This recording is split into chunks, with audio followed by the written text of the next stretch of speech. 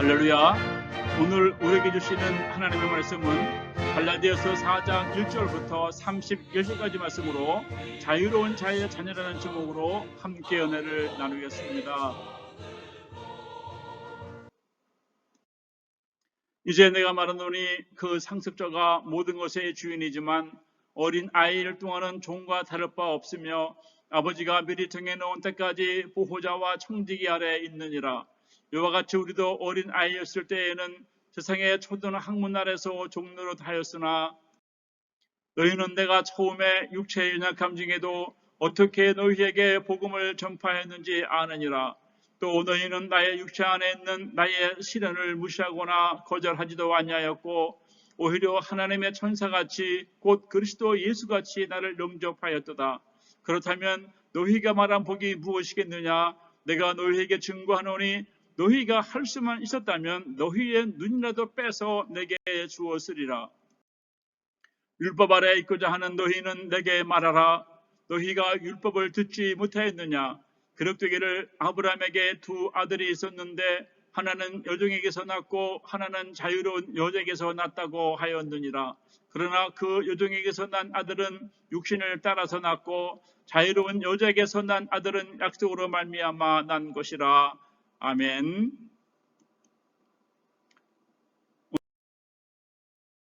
오늘은 갈라디아서 4장 말씀을 통해서 하나님께서 정하신 그때에 사랑이란 무엇인가, 그리고 두 언약과 두 비유에 대해서 함께 은혜를 나누겠습니다.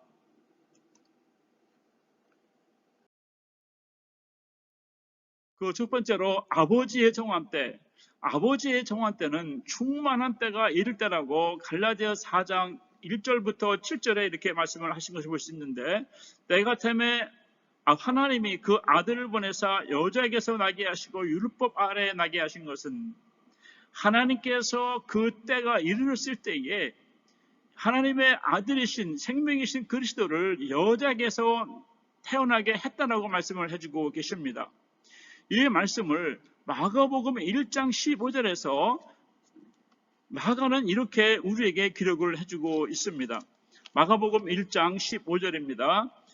가라사대 때가 찼고 하나님 나라가 가까웠으니 회개하고 복음을 믿으라 하시더라. 마가는 마가복음에서 때가 찼고 그 때가 찼다는 것은 하나님의 나라 예수 그리스도가 오심이 임박했음을 알면서 복음을 증거했다라고 말씀을 시작하고 있습니다. 하나님께서 정한 때, 충만한 때가 이를 때에는 생명이신 그리스도가 이 땅에 오셨다고 하는 그런 말씀을 해주고 계시면서 갈라디아서 3장을 통해서 우리에게 주신 말씀 가운데에 특별히 저와 여러분들이 기억해야 할 말씀들은 갈라디아서 3장 21절부터 보게 되면 믿음으로 말미암아라고 하는 말씀이 나오기 시작했습니다. 특별히 23장에서는 믿음이 오기 전에 우리가 율법 아래 매인 바 되고 괴시될 믿음의 때까지 같이였느니라.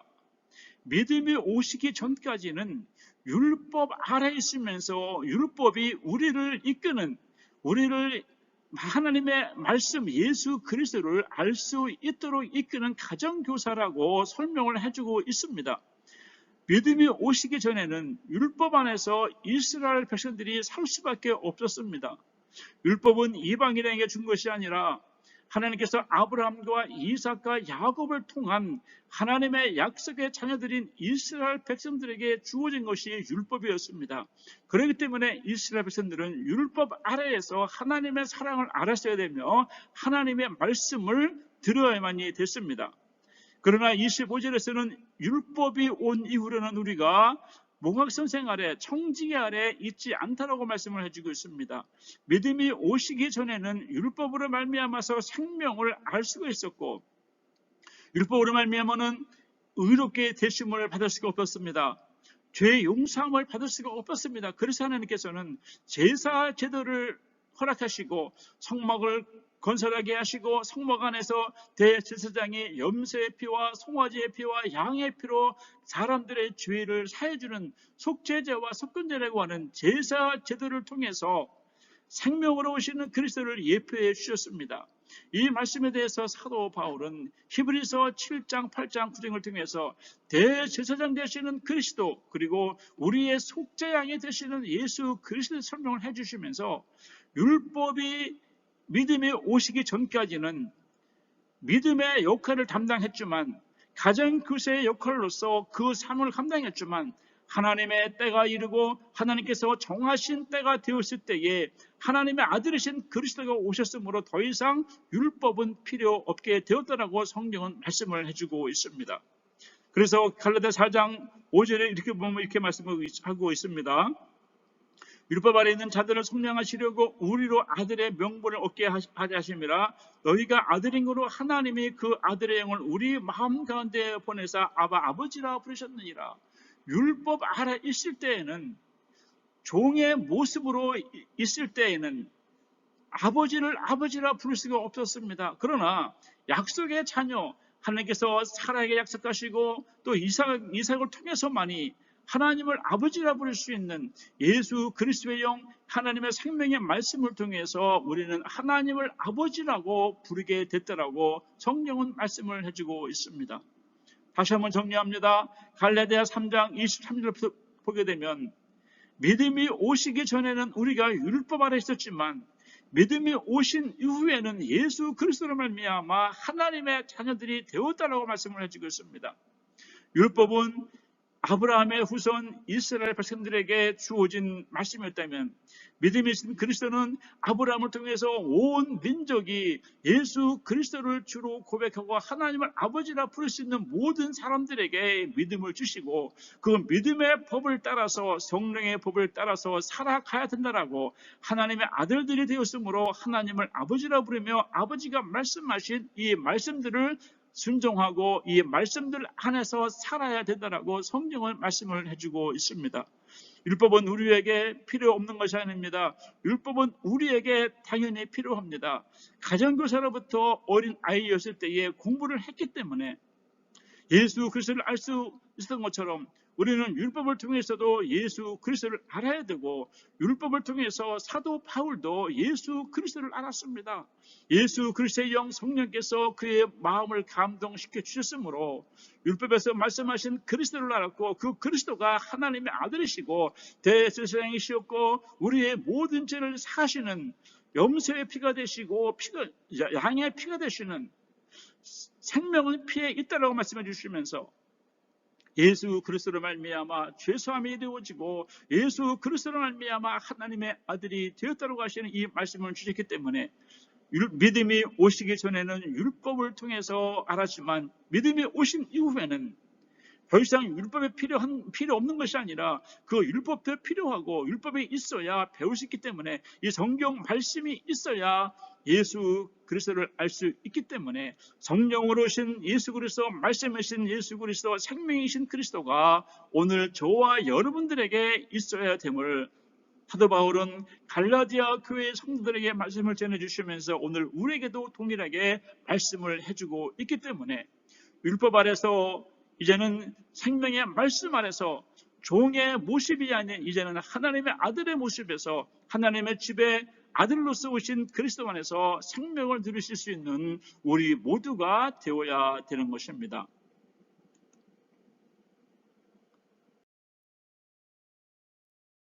두 번째는 사도 바울의 사랑에 대해서 말씀을 나누고자 합니다. 갈라디아 교회 성도들이 사도 바울을 향한 사랑이 어떤 사랑인지 살펴보도록 하겠습니다.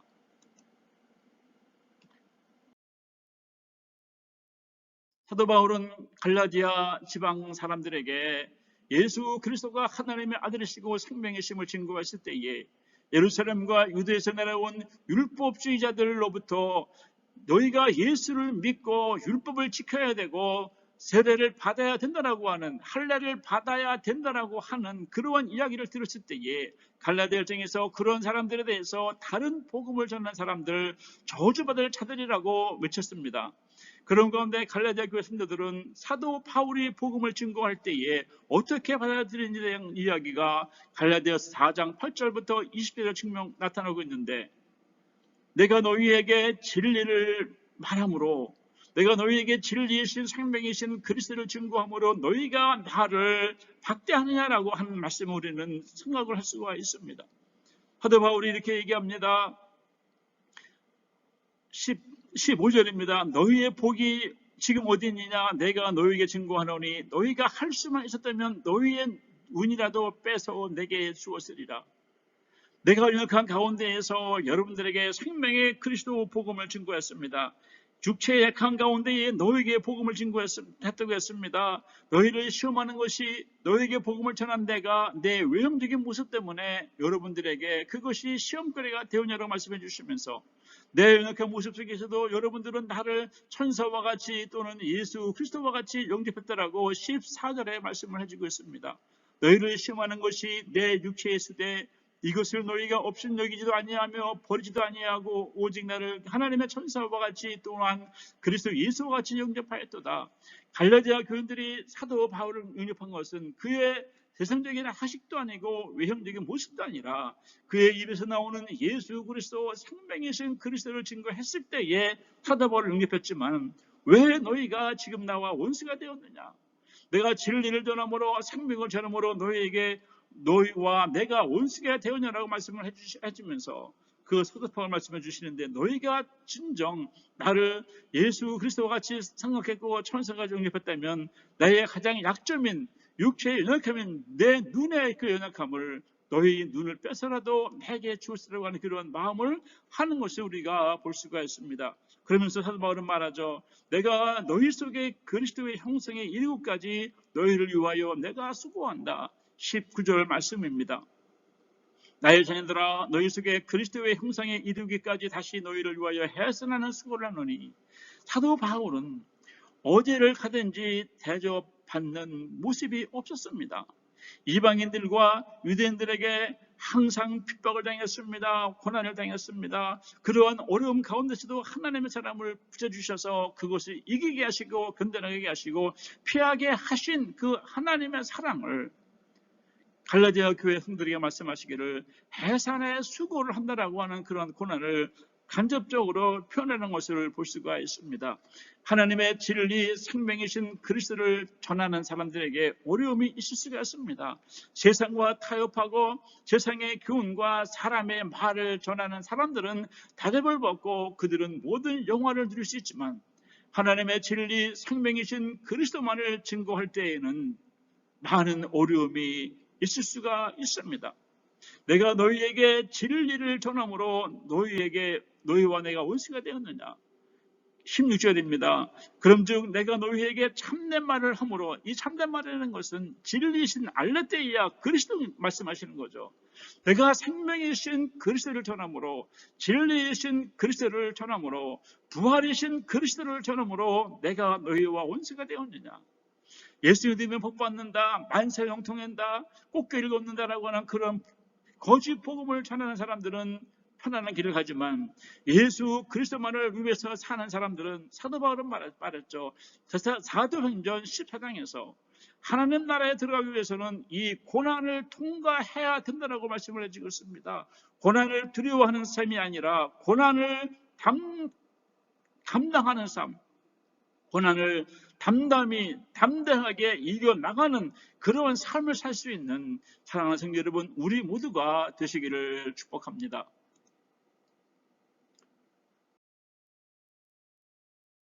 그리고 사도 바울은 갈라디아 교인들에게 신의 산과 예루살렘, 두 언약과 두 비유, 하갈과 사라에 대해서 말씀을 하고 있는데 함께 살펴보며 은혜를 나누겠습니다.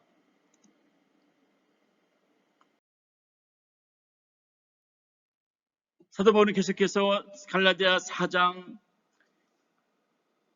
21절부터 31절까지 말씀 속에서 자유하는 자와 종의 모습, 노예 여자와 자유로운 여자, 노예 여자는 신의 산을 상징했고 신의 산은 율법을 상징을 했습니다.